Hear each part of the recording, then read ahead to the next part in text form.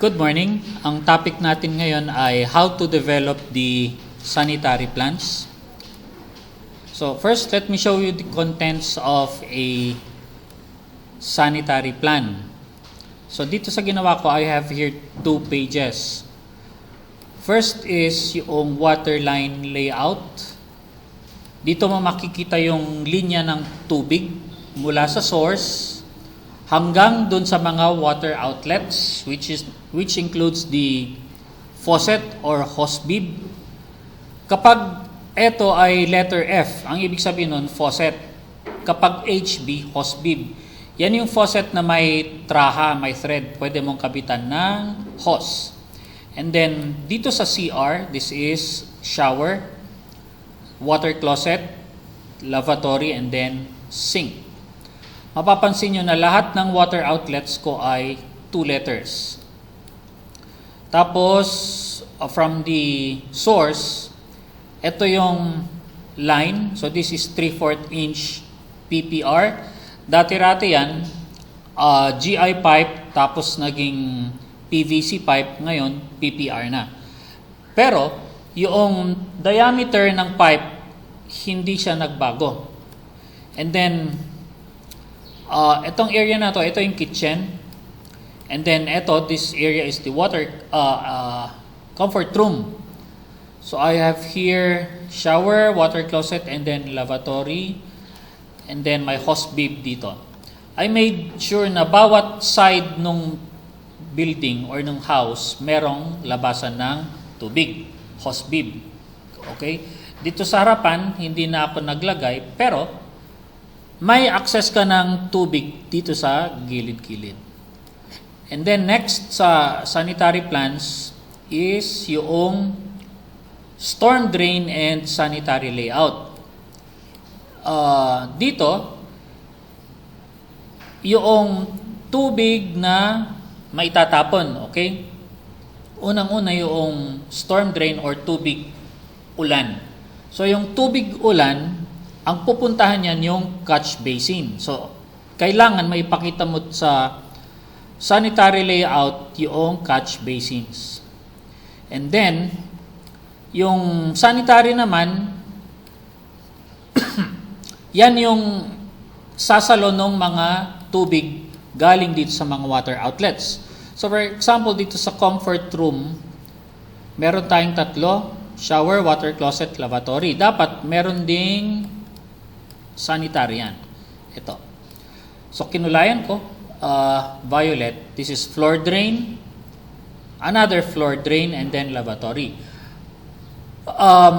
Etong water closet, ito siya. Kulay green. Now, in the old days, yung violet, which is for the liquid wastes, magkasama yung liquid waste dito sa solid waste. Ang solid waste, yan yung galing sa water closet. Diyan dadanim yung tae. And then, floor drain, lavatory, sink, those are liquid waste only. Or yan yung mga tinatawag na gray water.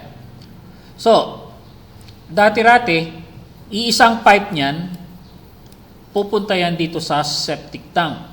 Pero ngayon, etong mga gray water, shower and then the sink, and then urinal, dediretso na sa catch basin. Okay? Yan. So, ang pupunta lamang sa septic tank is yung mga tae lang. So, same principle applies here to the other comfort room and the sink. Ang pupuntahan yan yung catch basin lang. And then make sure na sa bawat catch basin mo, merong opening, okay, or manhole. Tapos, etong water closet, meron tayong pipe going to the septic tank. Now, the rest of the drawings, ang aking line thickness ay naka-bilayer lang. Ibig sabihin, standard or common yung kanyang line thickness. Okay? Ito, bilayer. Pero, Etong mga sanitary lines ko, nilagyan ko na ng thickness. Ayan, 0.35.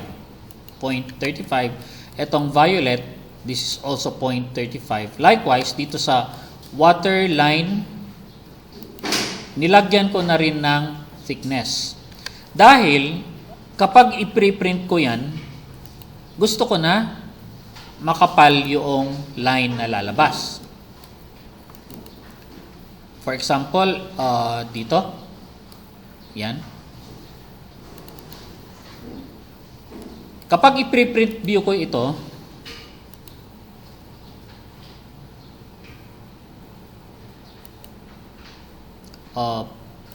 PDF, yan. Ni? Y.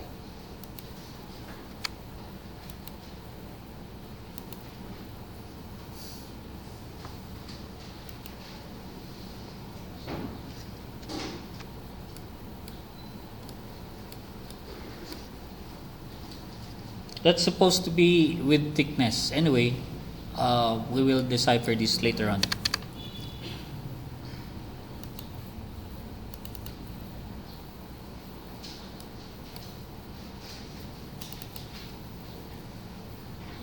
Okay, let's go back. Next, dito sa first page, nilagay ko na rin yung septic tank details tsaka yung catch basin details. Essentially, itong septic tank tsaka yung catch basin, yan din yung nakikita natin dito sa sanitary layout. And then, ito yung legend, kung ano yung mga letters na nakikita mo dyan, dito nakalagay. Okay? And then you have here the general notes. Ngayon, yung plumbing notes or general notes, those are the information or data that does not have drawings. For example, yung slope nitong mga pipes, hindi nakalagay yan sa drawing. Dito nakalagay yung slope ng pipes. And then going back to the sanitary, dito makikita mo yung diameter ng mga pipes. For example, sa catch basin, this is 6 inches na UPVC. Ito yung makakapal. And then, dito naman sa solid, para sa daanan ng tae, or sa water closet, de 4 yan or 4 inches na PVC. And then, ito sa gray water, sa floor drain, lavatory, sink, this is 3 inches na PVC. Pero take note na yung mga nakakonect dito sa lavatory, these are only 2-inch diameter PVC pipes. Ganon din dito sa sink. Yang pipe na nakakonect sa lababo, this is 2 inches. And then this is also 2 inches. Pero pag ko-connect na itong pipe na ito dito sa line, this is 3 inches na. So magkakaroon ka dito ng reducer elbow. Now what is a reducer elbow? Or reducer T.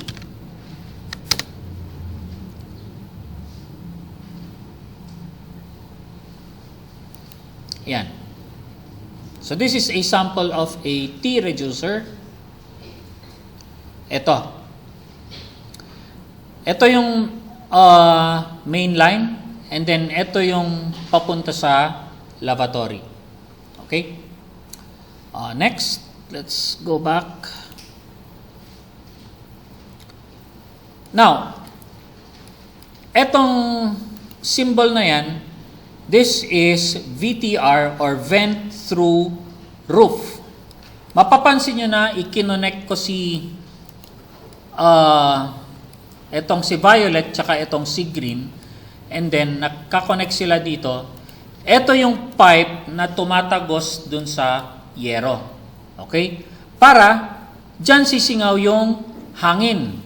Take note na itong septic tank natin, this is enclosed and this is sealed or watertight. Ibig sabihin, walang mag-i-escape dito na hangin para yung amoy nito, mako-contain lang siya dito. Okay? Ngayon, yung pressure na nabibuild up dito siya mag-i-escape sa vent through roof. Okay? So, yan yung mga pipes na nakakabit sa wall, tumatagos sa yero. Okay. Ganon din dito sa kabila, meron din tayong VTR or vent through roof. Ngayon, merong cases na instead na sa roof nila itinatagos yan, ginagawa nila itong VTW or vent through wall. Pwede yan. Okay? Next. Punta tayo ngayon dito sa next page.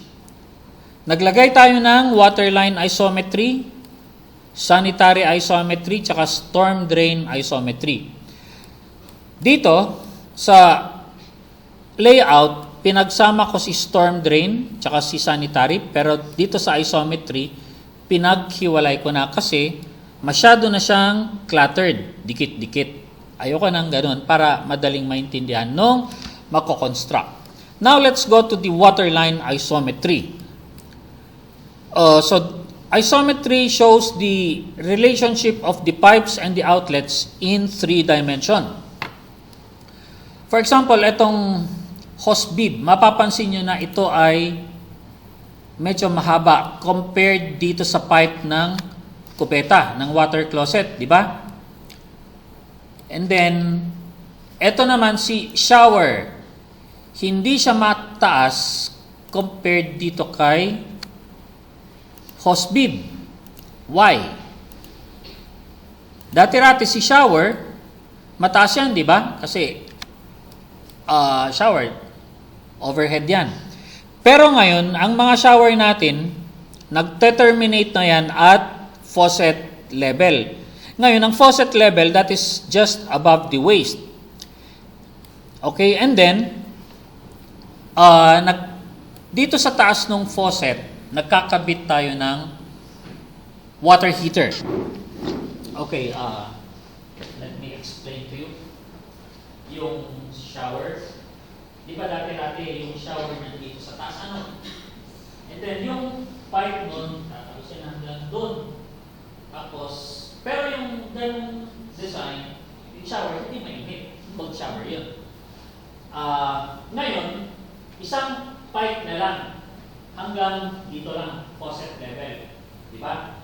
Pero, paglabas dito, meron kang faucet na merong 2 butas. Di ba?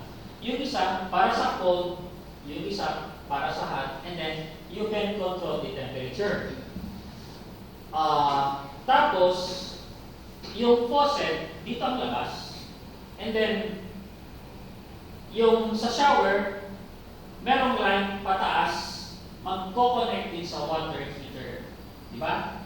And then, ngayon, yung water heater, pwede mong kontrolin dito yung temperature, pwede mo rin kontrolin dito yung volume ng tubig na lalabas. Yun, ang technique na yun.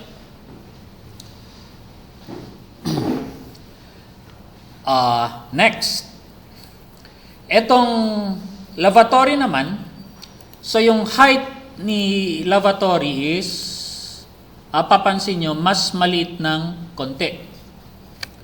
And then itong kay water closet, maliit. In the sense na, si water closet, yung inidoro mo, ganyan lang kataas, di ba?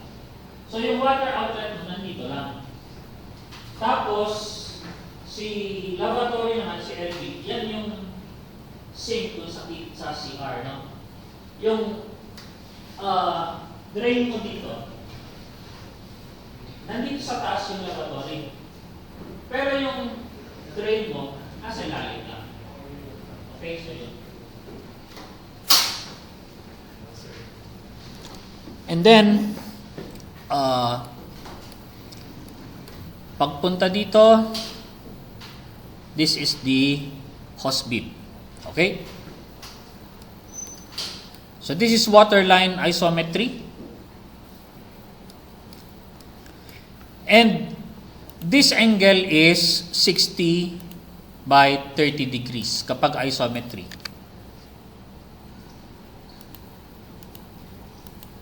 Ayan. So this is 30 degrees.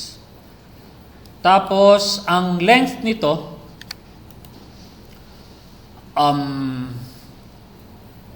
this is a scale of 1:100. Ngayon, ang length nito, galing din yan dito sa length na yan. So for example, itong waterline isometry, kinapi ko lang yan.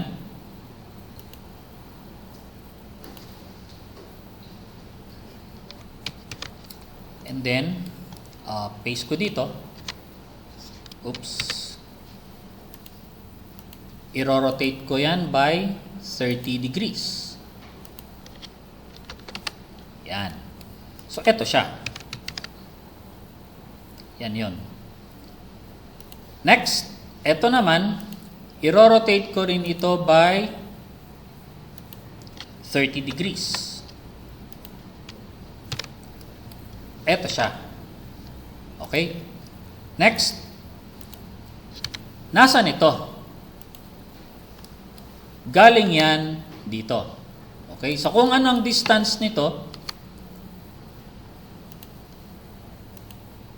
kung ano ang distance niyan, let's say this is 5.7 meters, ganon din ang distance dito. Pero this is not exact anymore. Yan, see? This is 5.95 meters. At least, magkalapit na. Yan. Okay. Ngayon, i-develop natin ngayon itong waterline layout. Okay? So, pinakita ko kanina yung contents. Balikan muna natin itong storm drain isometry. So, ang storm drain, nakakabit dyan yung downspout, yung tubig galing sa yero. Okay? Next, so this is 6 inches PVC. And then, yung mga downspout natin, 3 inches na ang ginagamit ko ngayon. Dahil yung 2 inches na PVC pipe, kung minsan, magkakalayo itong spacing ng downspout mo in the sense na hindi nako-contain ng 2-inch pipe yung dami ng tubig. Kaya ini-increase natin ito. Tsaka ang mga yero ngayon, palaki na ng palaki. So if you increase this, you also have to increase your main pipe. So this is 6 inches PVC. Now let's look at the sanitary isometry. Yan.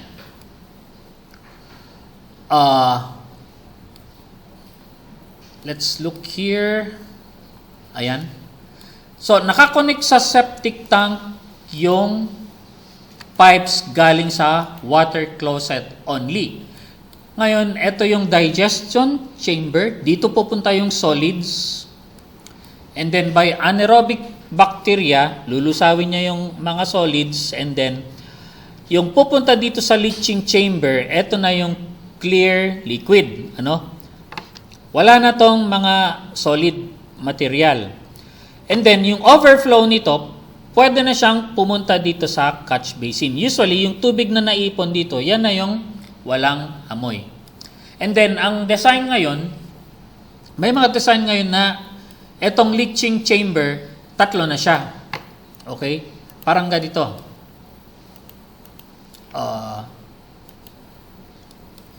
Yung leaching chamber, 2. Something like this.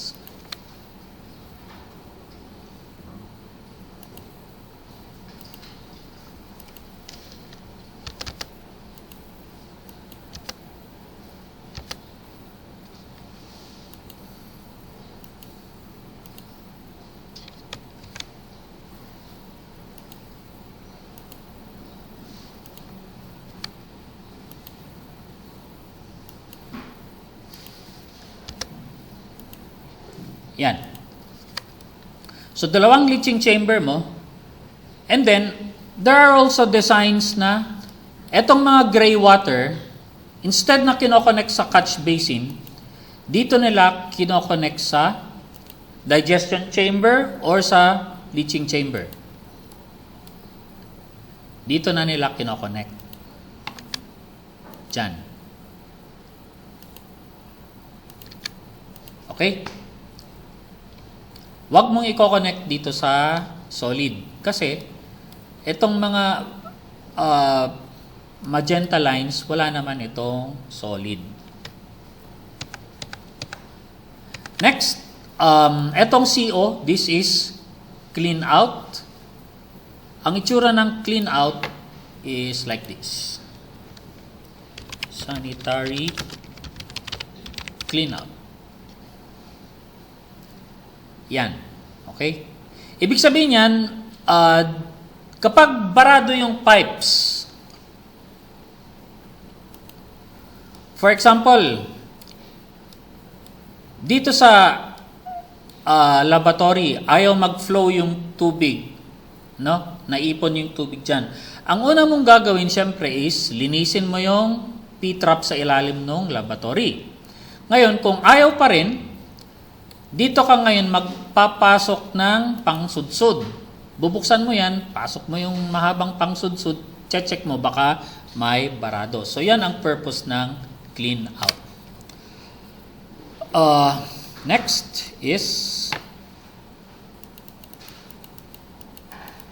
so i-develop natin ngayon si waterline layout.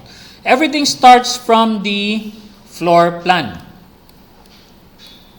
So ito si floor plan.